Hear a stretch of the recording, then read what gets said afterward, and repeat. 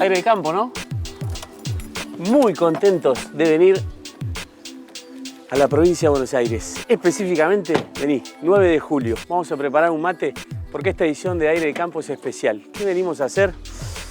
Venimos a ver el momento cúlmine de tanto trabajo. Entre otras cosas, Cabaña La Marianita, grandes amigos de Aire de Campo y de TV Pública, van a rematar parte de su gran trabajo. Toros, vaquillonas, vacas preñadas y paridas, puro controlados y puro de pedregue. Vos me preguntarás a mí, bueno, ¿alguien nos va a explicar qué es puro controlado y puro de pedregue? Sí, yo no, porque no entiendo tanto, pero seguro vamos a charlar con un veterinario que nos va a explicar. Importantísimo llevar el mate cuando andás de viaje. También es importante si viajás solo, como vinimos yo solo, después está todo el equipo técnico de la TV Pública, no podés tomar mate en la ruta solo. Eso también está bueno que lo sepas. Bueno, vamos a hablar un poquito en serio. ¿La ganadería es importante para nuestro país? Sí, es muy importante. ¿Es más importante para algunas provincias que para otras? Absolutamente. La provincia de Buenos Aires tiene una gran historia en cuanto a la ganadería. Hoy vamos a ver Angus colorado y Angus negro. Nos vamos a focalizar más en Angus colorado. Observa este detalle del yuyito. No le digas a nadie, pero es fundamental. Tarrito de yogur, usado, viejo, no lo tires, pones el yuyito, tiqui tiqui. Y así sale el mejor mate para no tener acidez. Bueno, volvemos. Es importante, como te decía, la ganadería en provincias como Buenos Aires, muy importante. Tan importante como abrir el termo para llevar el primer mate. Esto me hace acordar a mi abuela el ruido que hace, che, ¿no? Pobrecita la abuela.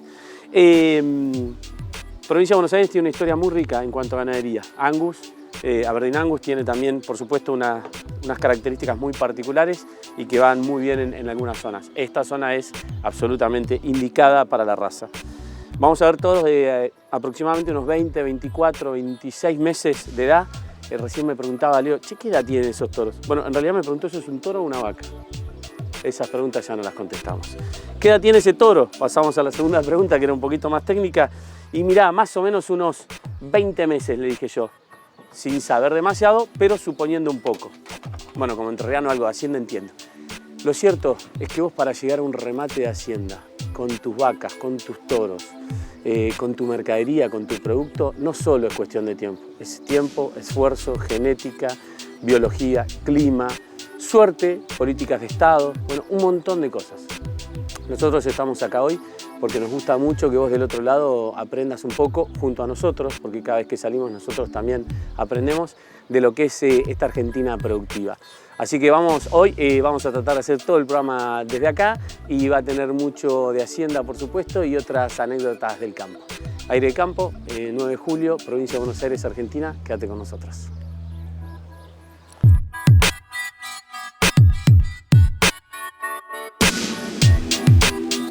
Agustín Lalor, gracias por sumarte a Aire de Campo, de la firma Martín G. Lalor, una de las firmas consignatarias de Hacienda más tradicionales de Argentina, ¿puede ser o no? ¿Es bueno, así? Eso es una opinión, pero, bueno, sí, pero claro. Sí, la verdad que algo han trabajado para eso, ¿no? La verdad que venimos de muchos años de trayectoria familiar en este negocio, en la consignación. Sí. La firma puntualmente este año cumplió 40 años. ¿Este año? Este año cumplimos 40 años, sí, el 2 de julio tuvimos nuestro remate aniversario en el mercado del ganadero de Cañuelas y bueno, ya hace muchos años junto a Raúl Daguerre como representante, más de 30 años acá en la localidad de 9 de julio y ya también con este remate anual que damos, que es una tradición acá en 9 de julio. Bueno, vamos a caminar un ratito. Vamos a caminar por un pasillo típico de una sociedad rural del interior del país, muy de provincia de Buenos Aires. De un lado se puede ver corrales típicos y de los otros la parte más metálica, tipo mecano, que se usa mucho hoy. ¿Qué es lo que viene a hacer el comprador de Hacienda un ratito antes? ¿Por qué viene a ver? ¿Por qué viene antes del remate? Y bueno, creo que esta tiene dos funciones. También un poco es esta congregación social que genera sobre todo un remate de cabaña donde se juntan sobre todo productores, pues son los productores que vienen a elegir los ejemplares que van a usar en su producción, tanto los toros como los vientres. Entonces antes del remate siempre es importante revisar porque revisan toda la genética de los toros, toda la información que las cabañas brindan y es el trabajo de todo un año resumido quizás en toda la información que ven del pedigree de los toros, la genética que están utilizando, las características fenotípicas del toro puntualmente y por supuesto lo que entra por la vista, ¿no? El estado en que está el toro, la conformación, la edad, todo influye y todo ese trabajo lo haces previo porque una vez que llega a pista los lotes pasan rápido. El libre albedrío. y tenés que ya estar decidido qué es lo que vas a hacer. Si vas a comprar, preseleccionado algo, por lo menos. Exactamente, por lo menos saber qué es lo que tenés intención de llevar, y después es una cuestión de números si llega a los valores que vos tenías esperados o lo supera. Ahora, recién dijiste la importancia de un remate de cabaña. ¿Qué significa decir un remate de cabaña? ¿Qué diferencial hay con un remate de feria normal? Mucha. Hoy en un remate de cabaña lo que se vende es la genética, la importancia, es lo que se le da valor a la producción que se le da en un establecimiento agropecuario. Los remates de cabaña lo que brindan es eso, la diferencia es la genética, porque acá te aseguras un pedri, te aseguras un puro controlado, es lo que vos la semilla que estás poniendo para el producto que vas a tener, ya sea el ternero o vaquillona que quieras producir en tu establecimiento. ¿Cuál es la diferencia entre puro controlado y puro de pedri? Es meramente el registro, o sea, hay un registro que lleva la Asociación Argentina de Angus que le da distintas jerarquías a lo que es un puro de pedri, tiene que tener ciertas condiciones, obviamente de registro, los padres tienen que estar registrados y demás, y lo que es el puro controlado que quizás tiene una jerarquía menor en lo que es el registro puntualmente. Y a nivel genética, ¿por qué la hacienda, por qué es tan importante para la industria bovina el tema de la genética? ¿Qué lugar ocupa y qué significa, no?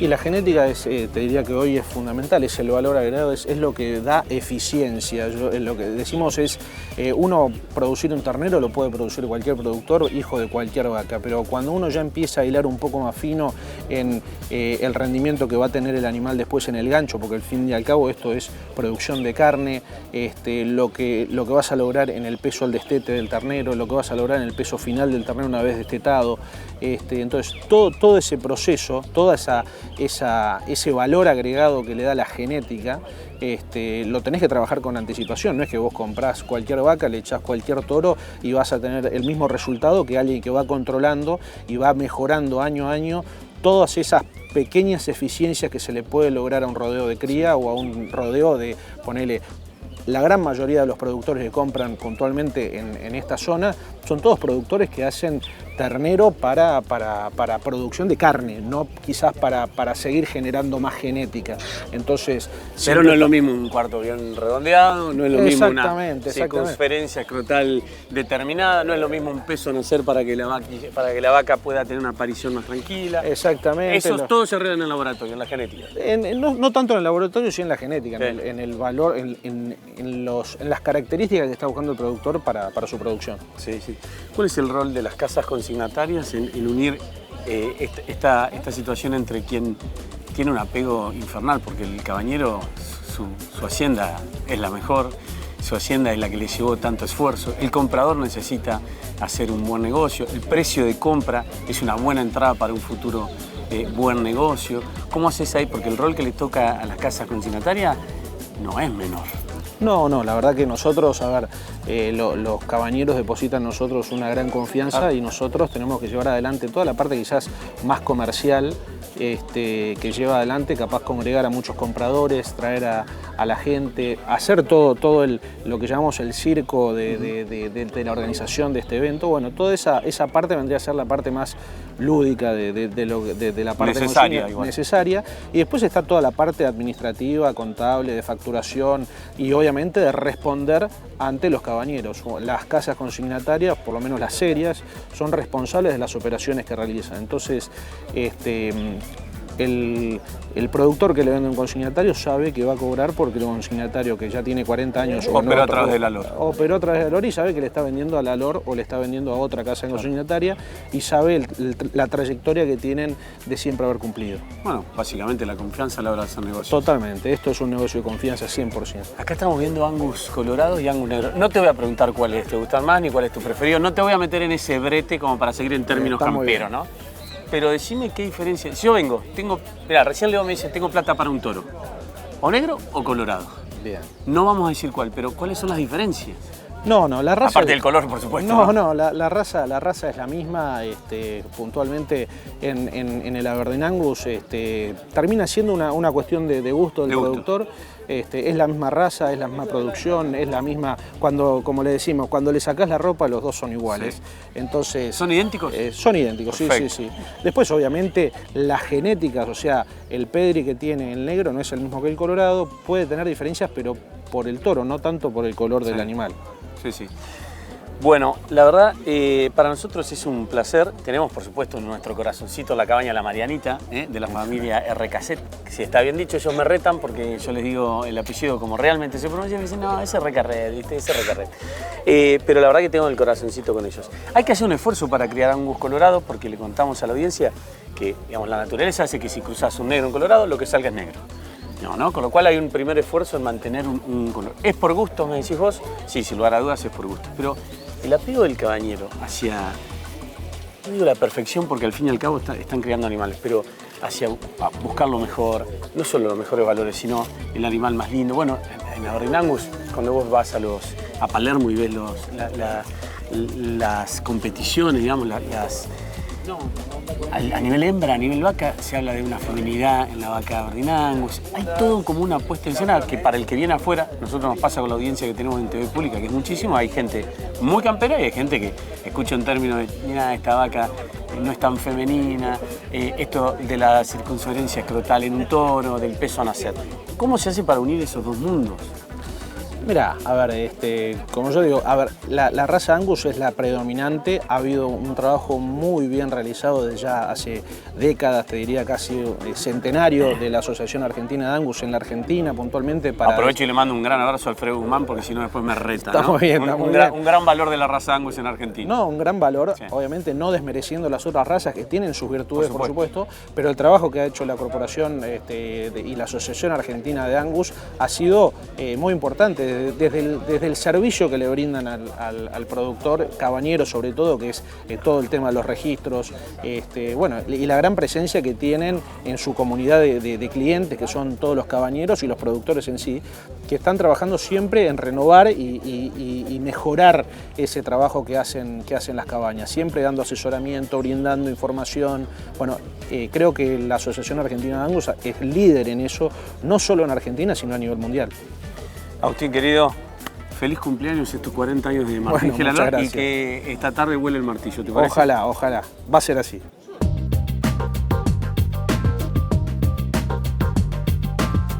Bueno, llegamos al momento más importante del día, que es el inicio del remate. Bienvenido a su remate, Martín RKZ, de Cabaña La Marianita. Bueno, contanos rápidamente, porque en minutos te tenés que ir para allá a trabajar. ¿Qué vamos a ver hoy? ¿Qué vas a rematar? Bueno, buenas tardes, Joaquín. Bueno, nosotros vamos a traer 30 toros, de los cuales son 18 puros de Pedrigue, sí. 12 puros controlados. Bueno, la Marianita trae todo colorado. Va a traer también unas vaquillonas de Pedrigue y pura controlada. También vienen muchas paridas con servicio, sí. Y preñadas de vuelta esas paridas. La verdad que trajimos una hacienda que la verdad que siempre brindándole lo mejor al comprador. Bueno, es un buen momento de la ganadería, ¿no? Por suerte sí, es el momento para tirar una ficha a la ganadería. La verdad que el modelo le está ayudando mucho a la ganadería. Es también algo que nosotros, como algo que nos gusta, en el tiempo lo seguimos insistiendo, por sí. Más que haya sido duro muchas veces, es el momento que nosotros por ahí podemos sacar un poquito más de rédito, decir, claro, está bien la ganadería hoy, el esfuerzo de todos los años que le costó mucho, entiendo al creador también que también le costaba mucho en su momento vender un ternero a los valores de hoy. A los valores que eran la verdad muy sí. Malos, así que la verdad que es un momento para el productor ganadero, la verdad le puede meter ficha a la ganadería.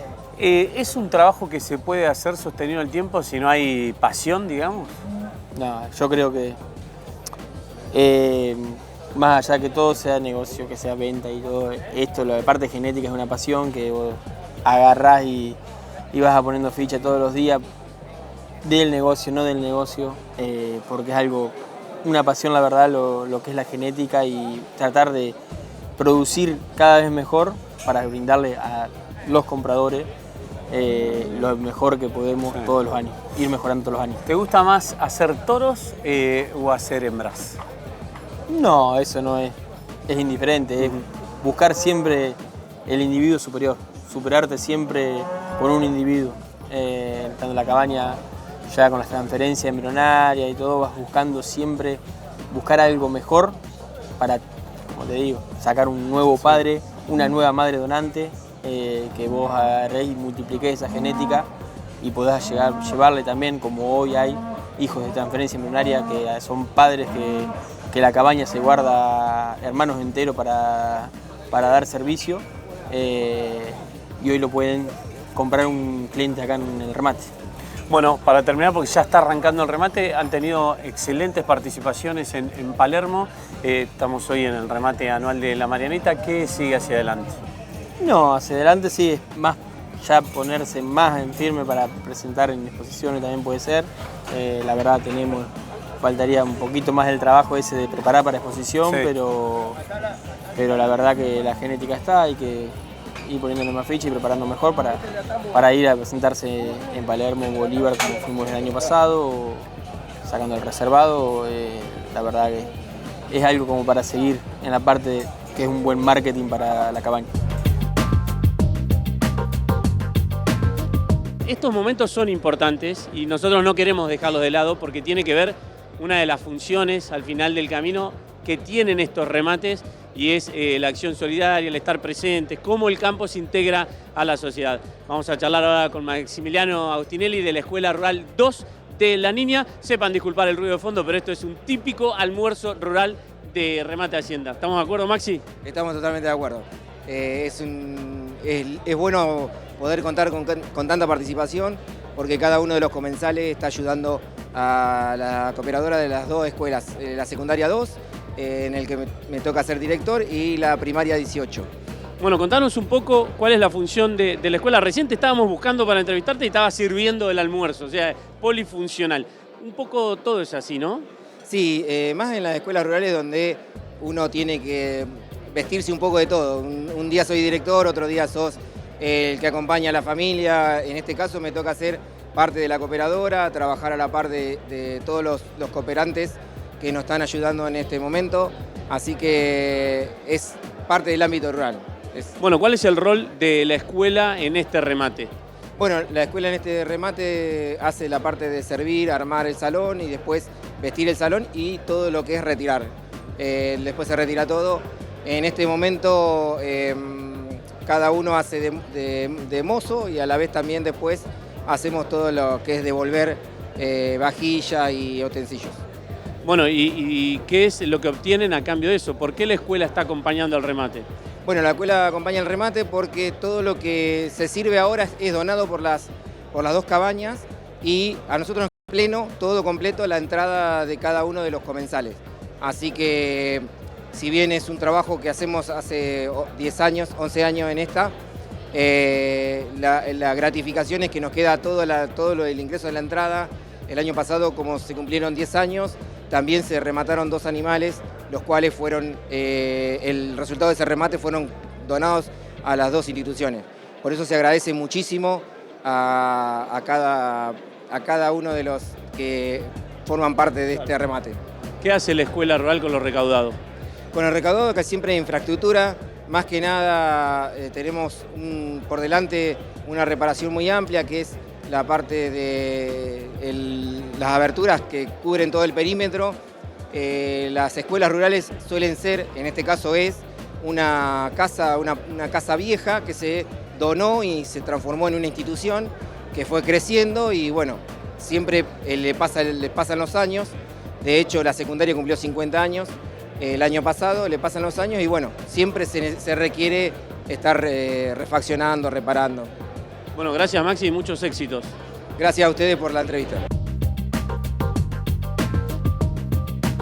En el campo cada hora cuenta. Con Extra Vida XBA 300 obtener más de 500 horas de rendimiento para tu maquinaria. YPF Agro, energía del campo argentino. Pausa chiquita, ya venimos con más aire de campo. Poner lo mejor a tu auto es poner Infinia Turbo Clean, porque te da más potencia, garantizando el máximo octanaje que necesitan los motores más exigentes. Tenés la potencia que necesitas para cruzar todos los caminos que hagan falta. Poner Infinia Turbo Clean es poner mucho más que combustible. Es poner siempre lo mejor.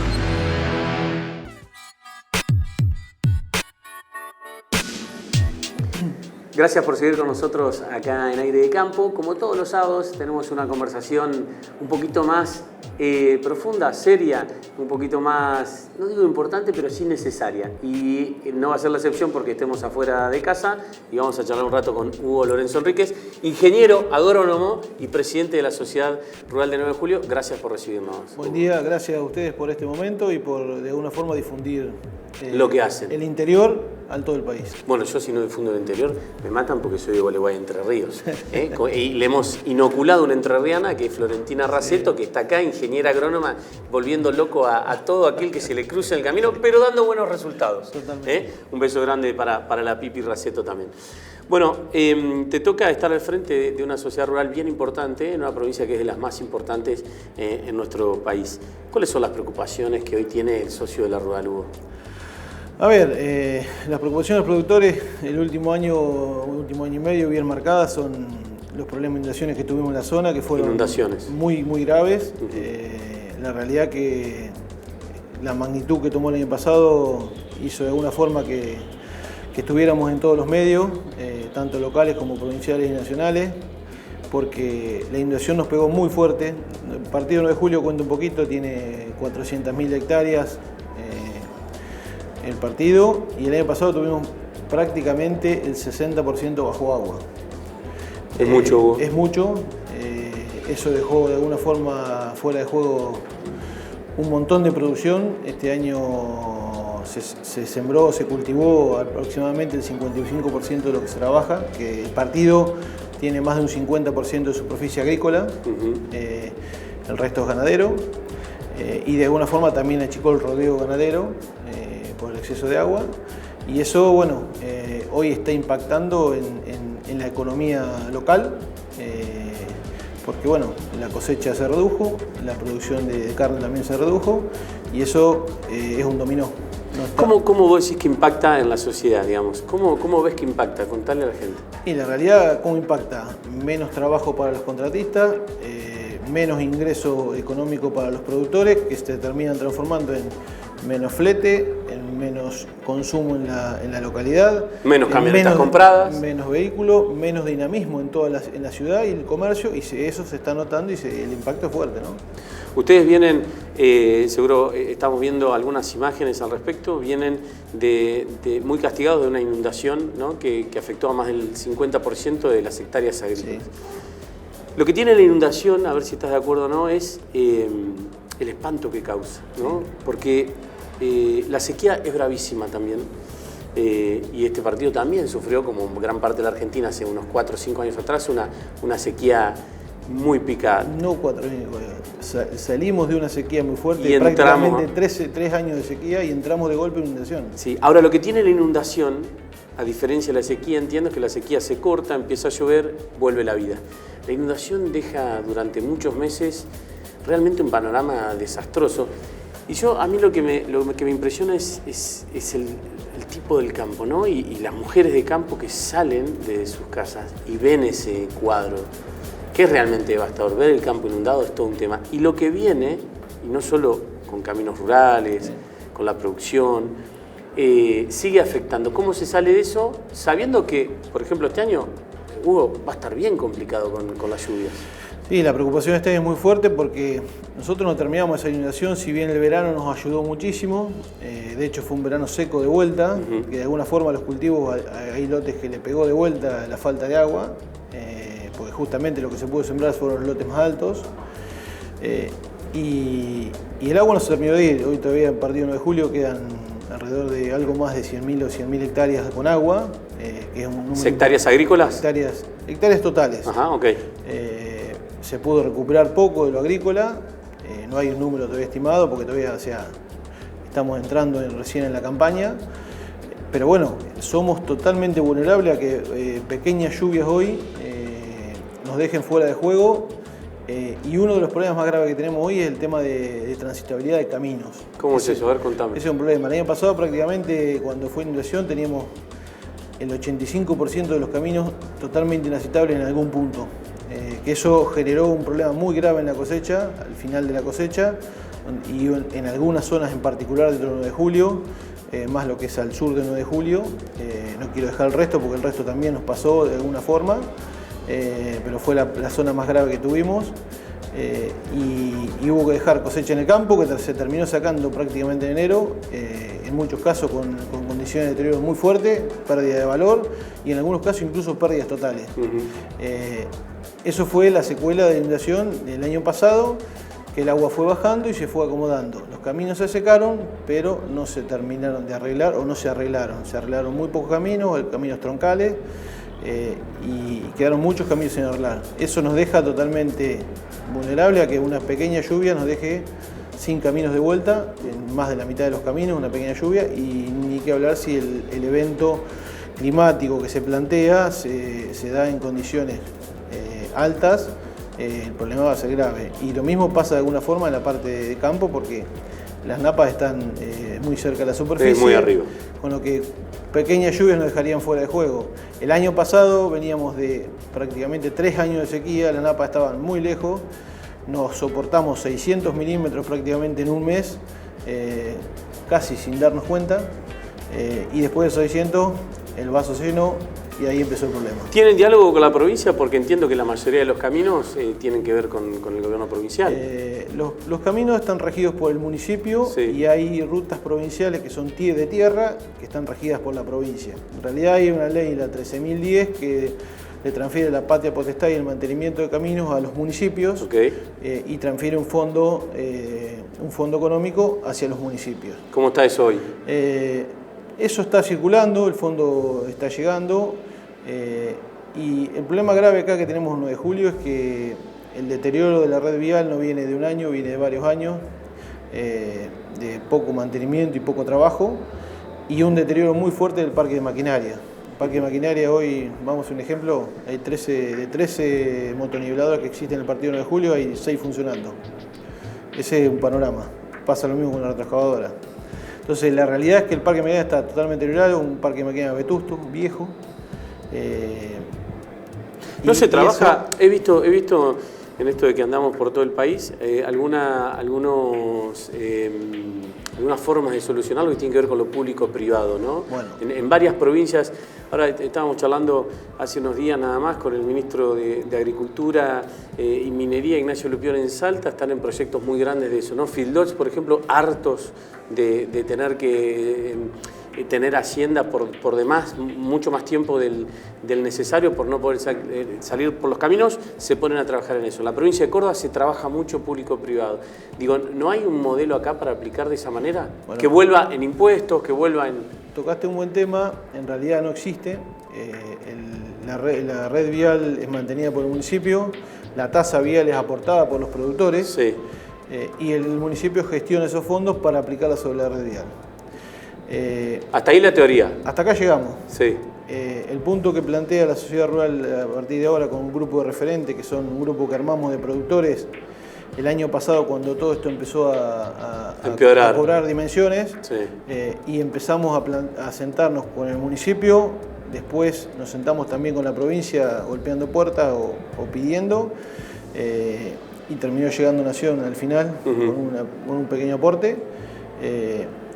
Y trabajar en conjunto para tratar de solucionar caminos estructurales o marcar caminos estructurales que llegaran a la mayoría de los establecimientos. Eso fue un trabajo de juntarnos todas las semanas, de participar, de tener reuniones cada 10 días con el municipio y la provincia. Lo mismo, bueno, cuando se sumó Nación en su momento, y paliando la situación. La respuesta no fue una respuesta importante, pero tuvo su valor de alguna forma, y fue un aporte.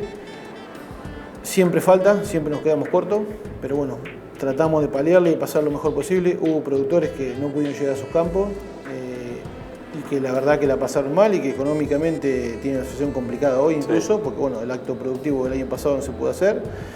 Campos que quedaron bajo el agua y que todavía hoy siguen bajo el agua en alguna zona de julio, complicados. Pero bueno, de todo eso termina surgiendo de alguna forma una idea de esa mesa de trabajo vial, de presentar un proyecto y de tratar de, como digo yo, dar vuelta a la página, girar 180 grados y mirar de otra forma. Y empezar a mirar diferente para adelante. tratar de cambiar la forma de trabajar, porque justamente este problema no nos atañe en este momento. Las inundaciones anteriores nos pasó lo mismo, entonces tenemos que aprender a mirar de otra forma para que no nos pegue de esa forma. Sí, y saber administrar, o por lo menos obligarse a buscarle la vuelta a administrar estas cuestiones, Totalmente. sobre todo climáticas. Y eso generó la presentación de un proyecto de ordenanza, que el proyecto de ordenanza es de una comisión vial, integrada por productores que están dentro de las gremiales, que 9 de julio tiene las 4 gremiales presentes acá, a nivel local, y productores que no están alineados bajo ninguna gremial, que no se sientan Cuando hablas de las 4 gremiales, hablas de Sociedad Rural Argentina, Federación Agraria, Coninagro y Sociedad Rural 9 de Julio, que está representada CRA y Carvac, sí. ¿no? Entonces, la realidad es la siguiente. Presentamos esto como una necesidad de cambiar las cosas y empezar de alguna forma a gestionar desde los productores los recursos, sabiendo los problemas que tenemos, y para tratar de hacer mucho mejor, mucho más llevadera y mucho mejor la vida en el campo. Porque la realidad es que esto no es solamente una cuestión de producción. En el campo hay escuelas, en el campo hay localidades, en el campo trabaja gente que tuvo que volverse del campo, que tuvo que irse del campo, chicos que no tuvieron clases, pueblos que quedaron prácticamente aislados en algún momento. Entonces, no es una cuestión solamente de producción, es una cuestión también social. Pero la realidad es que la producción es la que más se nota o más se ve directamente, porque afecta económicamente. Aparte tiene un corto recorrido hasta que se vea cómo afecta. Ahora, como para darle otro color también a la conversación, es ¿qué ventajas competitivas tiene esta zona? ¿Para qué son buenos acá? ¿Qué se da muy bien? ¿Y qué tiene? ¿Y por qué vos deberías convencer a un chico que decís, che, te vas a estudiar como ingeniero agrónomo a Buenos Aires, te vas a estudiar veterinaria, volvé a esta zona por esto y por esto? La realidad es que porque ustedes eligen estar acá también. 9 de Julio como zona puntual dentro de Argentina tiene un área con capacidad productiva en lo agrícola muy importante, o sea, la producción agrícola tiene un peso muy fuerte, de hecho tuvo un desarrollo muy grande también. Lo mismo pasa con la ganadera y de alguna forma con la lechera. La lechera en su momento... Bueno, acá tienen unos quesos. Como todo el Está país, la familia Lube, me parece que es. Acá hay varias fábricas de queso. No, pero yo te voy a hablar. Es... La que me llega a mí, le mandamos un abrazo enorme a la familia Lube. Sí. Unos quesos, te digo, en serio, no es que son buenos acá. Sí. Mirá que en mi familia somos muy queseros. Acá en el equipo técnico de TV Pública hay mucho catador de queso.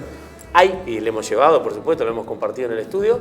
Es una zona de quesos impresionante. Sí. La fábrica van a matarlo de Suipacha, tengo a mi amigo Melo en Suipacha, pero bueno. Lube está en el deslinde entre el partido 9 de Julio y General Viamonte. Sí. Que bueno, General Viamonte también sufrió todo esto. De hecho, esa zona fue muy complicada y prácticamente donde está la fábrica también fue una zona muy compleja. Y la realidad es la siguiente, o sea, 9 de Julio tiene un potencial productivo agrícola muy fuerte. De hecho, cuando vamos a ver la parte desde el punto de vista de proceso de grano, tiene 3 plantas balanceadoras grandes que aportan al local y a la zona. Y lo mismo con la parte ganadera, tiene un potencial de seguir creciendo muy fuerte. Por eso hay capacidad de seguir creciendo y seguir desarrollándose. Pero estas cuestiones puntuales son las que desalientan a los productores, desalientan a la población. Y desaceleran los crecimientos. Uno proyecta cosas y va para adelante, y cuando pasan estas cosas todo vuelve para atrás y de alguna forma uno se pone más a la defensiva. Sí, claro. Entonces, pero vuelven los chicos a 9 de julio, esto que te decía yo a modo de juego, digo, porque ellos se van a estudiar afuera. Y vuelven los chicos a trabajar, a quedarse en su tierra. Hay muchos chicos que van a estudiar afuera, tanto sea veterinaria, agronomía o otras carreras como puede ser la parte contable y abogacía, y vuelven a trabajar en 9 de julio, vuelven de alguna forma a su pago. Y incluso hay muchos profesionales que vienen de otra zona y que vienen a trabajar acá. ¿Es 9 de julio una ciudad receptiva para esa gente que no nació acá? Es una ciudad receptiva. Sí.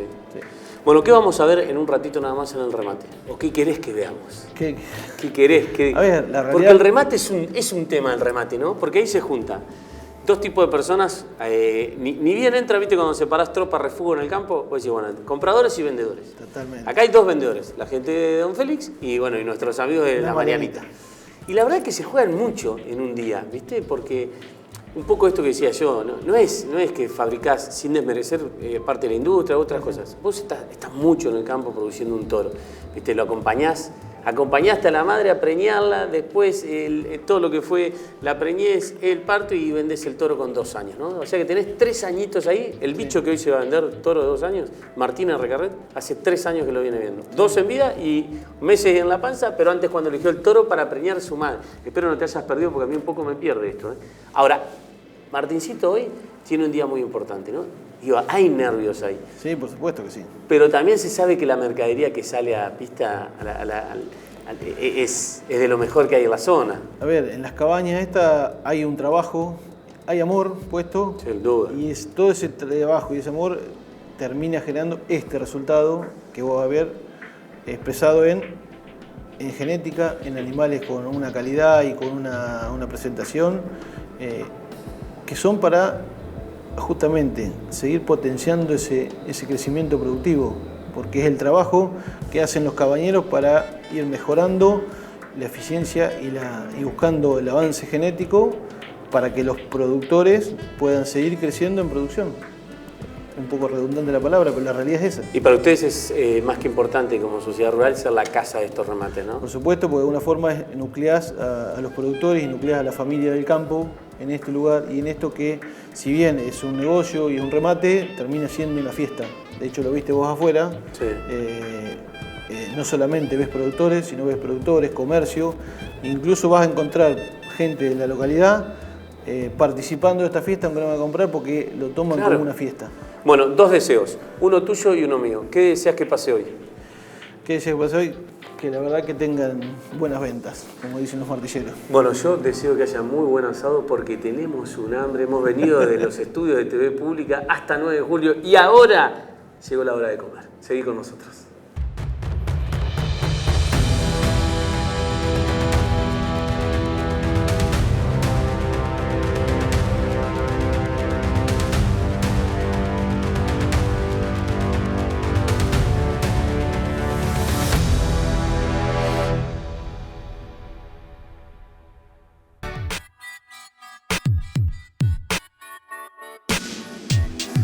Congreso Internacional de Maíz, 30 de septiembre, 1 de octubre, Ciudad de Córdoba. Toda la cadena del cultivo reunida en un mismo lugar. 2 jornadas de mucho conocimiento, innovación, tecnología, bueno, el tratamiento de enfermedades, monitoreo de insectos, sobre todo el tema de la chicharrita, mancha blanca y carbón de la panoja. 30 de septiembre, 1 de octubre, Congreso Internacional de Maíz. Nos vemos ahí en la Ciudad de Córdoba.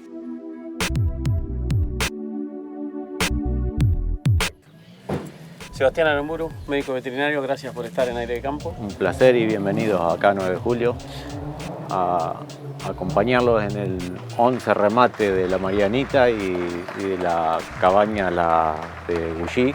Bueno, pues es que para mí es importante charlar con los médicos veterinarios, sobre todo los que trabajan a campo, ¿no? Y en un año tan particular quiero arrancar por ahí. ¿Cómo se trabaja, por un lado la hacienda en general, pero por otro lado lo que es la mercadería de cabaña, ¿no? Todo lo que es lo puro de Pedriga y lo puro controlado, cuando vos tenés un año con muchas lluvias, los años húmedos, los campos bien mojaditos durante mucho tiempo.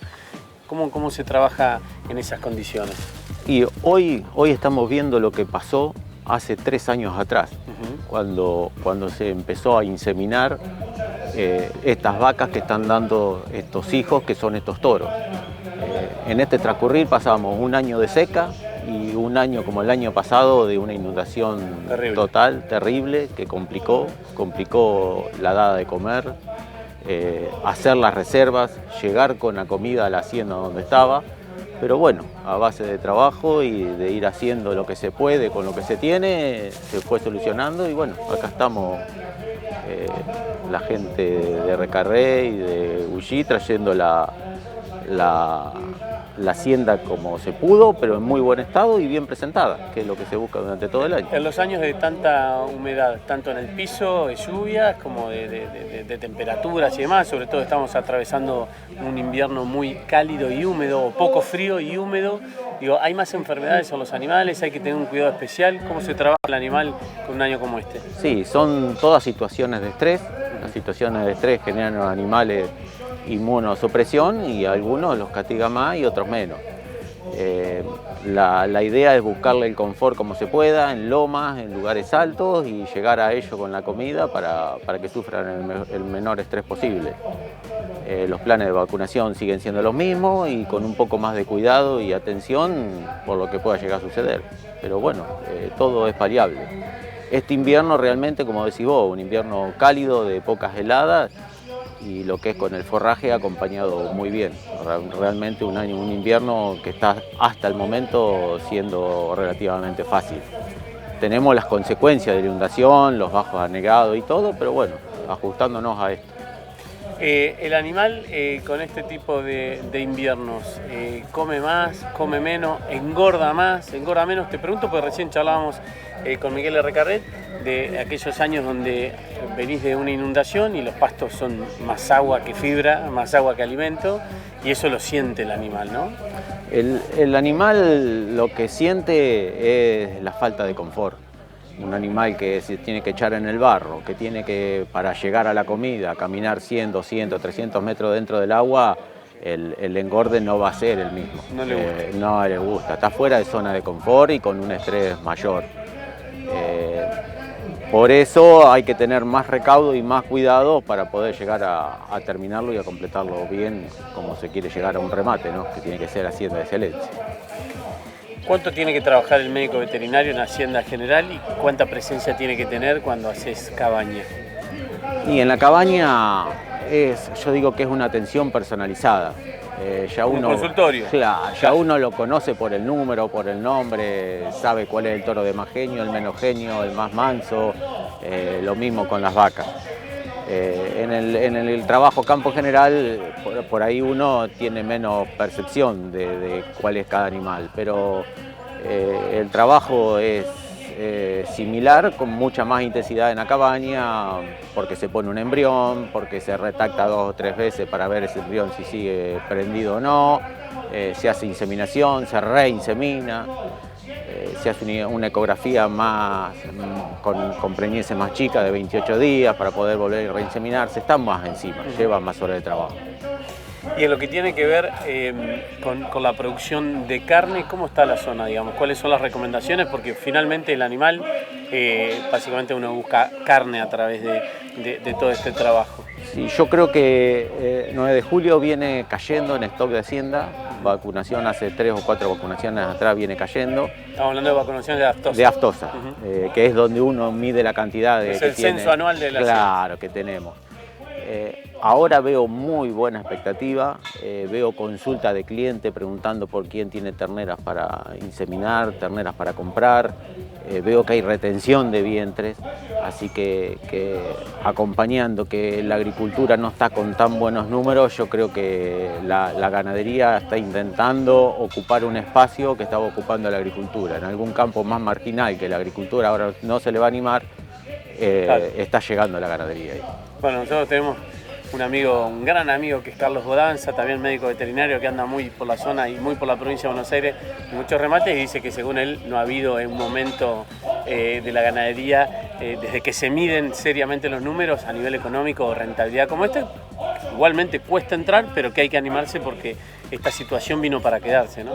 El otro día hablábamos ahí en la veterinaria, tengo una veterinaria también, un local comercial, y hablábamos con un cliente que hemos pasado todas, hemos pasado de echar una vaca al tanque, como decíamos, para ir al campo, o no hacer una cesárea porque no justificaba casi el valor de la vaca.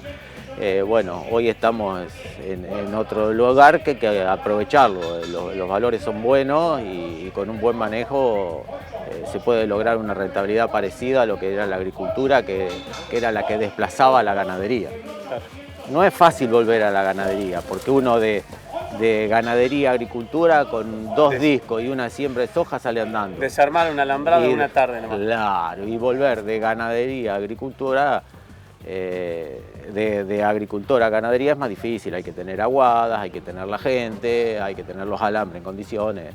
No se vuelve de un día para otro. Como entrerriano lo sé perfectamente porque los campos que fueron históricamente ganaderos o mixtos, cuando la soja estaba más de $600, se transformaron en campos sojeros. La verdad que hoy hacer un piquete, una manga, corrales, es un gasto importante. Sí, es un gasto importante. También es que lleva tiempo y que tampoco hay tanta gente que trabaje ese oficio últimamente. Sí, y no es de un día para otro. Implantar una pastura lleva 8 meses, 9 meses para poder comerla, y armar un molino y conseguir la mano de obra para armar un molino y aguadas y manga. No es fácil volver a la ganadería, lleva un tiempo. Para cerrar, y acá te voy a meter en un brete, que es un buen término, como digo yo, bien ganadero. ¿Te gusta más estar en la cabaña prolijito o te gusta más el campo general y andar medio embarrado ahí en los piquetes, en las mangas? ¿Qué es lo que más te divierte? Me divierten los desafíos y la cabaña tiene desafíos diarios, que quizás no tanto con el campo más extensivo. Pero bueno, los dos son compatibles para poder llevarlos adelante y poder disfrutar el trabajo.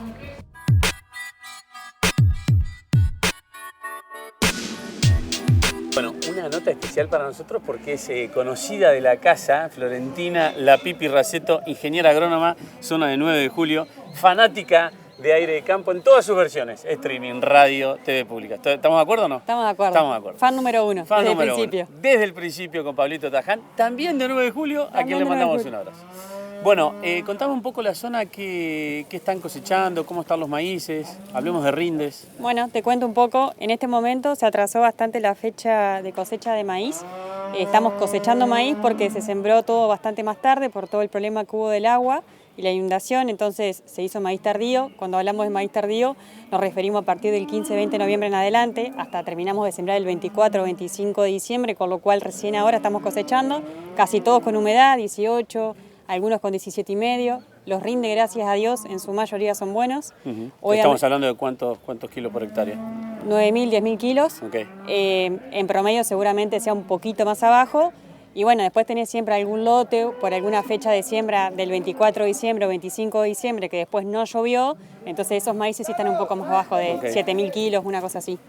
Bueno, justo estaba hablando con un productor agrícola hoy y él prefería levantar húmedo el maíz con 10.000 kilos, va a ser penalizado con 2-3 puntos seguramente, va a tener un costo extra, pero la verdad que elegía la opción de levantarlo un poco húmedo por cuestiones de que el clima hoy, y sobre todo en esta zona, no tiene mucho margen. Hoy una lluviecita de 20-30 milímetros parecería ser una lluvia de 80-100. Exacto, sí, nos complicaría muchísimo, las napas están muy cerca. Y por otro lado también, no nos olvidemos que en esta zona a partir del 15-20 de octubre ya se empieza a sembrar soja, con lo cual necesitamos empezar a limpiar los lotes o en todo caso, si hay verde abajo, poder consumirlo con las vacas o con la hacienda. ¿Estos maíces tardíos que se están levantando ahora vienen de qué? De rastrojo de soja segunda.